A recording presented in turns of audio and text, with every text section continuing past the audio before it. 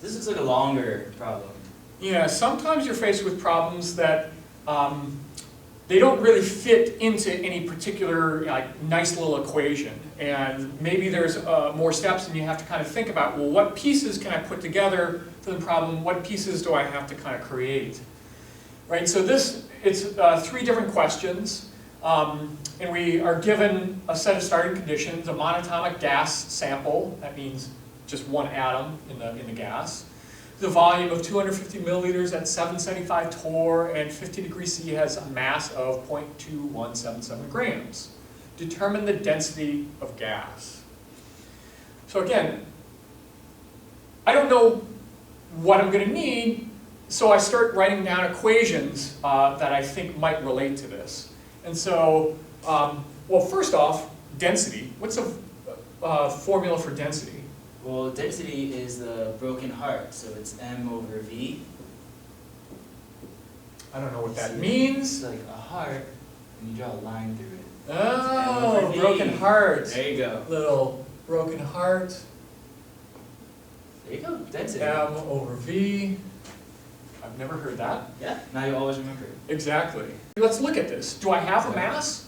You do have a mass. You have a mass of 0.2177 grams. Do I have a volume? Yes, you do. 250 milliliters. Wow. So that's not that hard, Really? right? So I just put in my mass, 0.2177 grams over the volume, 250.0 milliliters.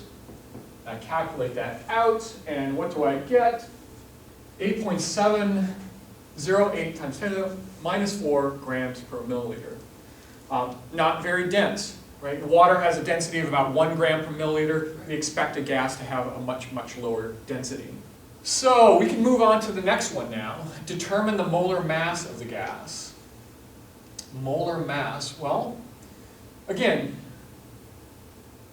what equations do we know about molar mass? What is molar mass? Well, molar mass is grams per mole, so it's a weight over a number of moles. Okay, so molar mass, which is what I want, mm, equals grams over moles. Right. Do I have grams? You have grams. I have grams. Do I have moles? Not quite. I don't have moles. So this is going to be the challenge. I don't have moles, but I'm pretty sure that there's information up here that I can use to get to moles. What do you think, Tyler? Well, I think if we use the classic PV equals nRT, we can find N.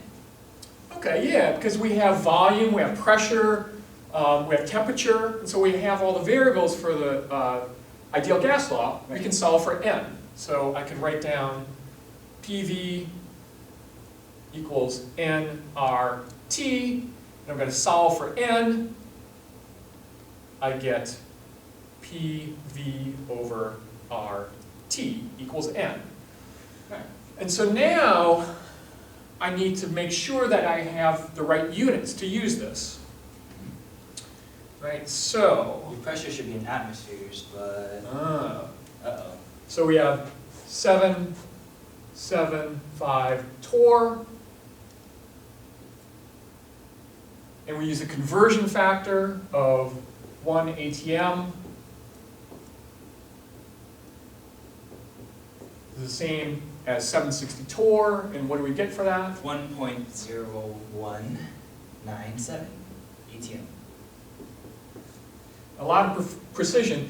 And again, we want to carry a lot of significant figures in the middle of a problem. We round off at the end. Right. So that's going to give me our pressure. How about the volume? Your volume is close.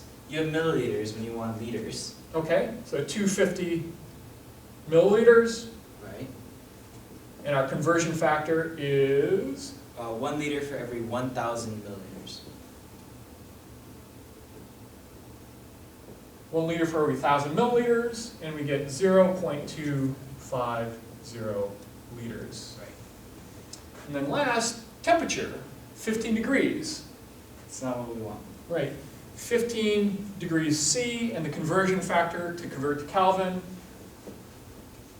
at 273 degrees, and you end up with 288 kelvins. Okay, so now we have all the information we need to figure out what N is.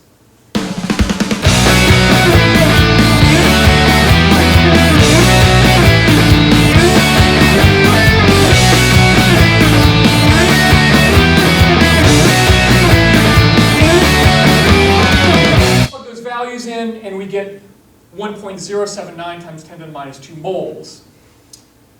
What was I going to do with that, moles? I think you were here. Yep, I was going to use that to calculate the molecular mass.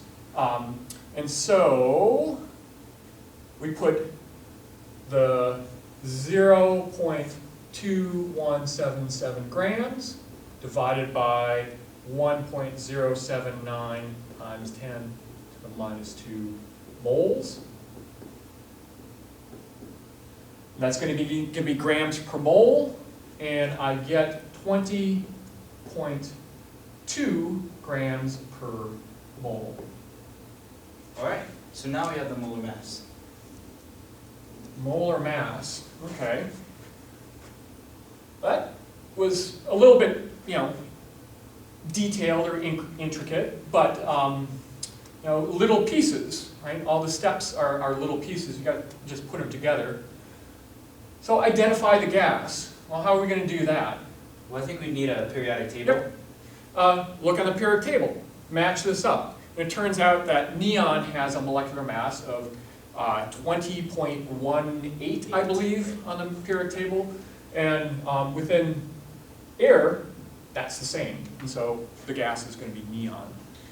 So the more problems you do, the better you get at doing problem solving. I've been doing this for a long time, so this kind of comes natural, right? But the point is you need to identify what kind of a problem. You need to identify what you're trying to find out, density, for example. You need to write down as many equations as you can think of that relate to it. And then decide which one to use. Right? Don't always go with the first one that you think of because it might not be the right one. And then keep track of units. Got to pay attention to units. That will be your savior. So thanks for watching, and we'll see you in class.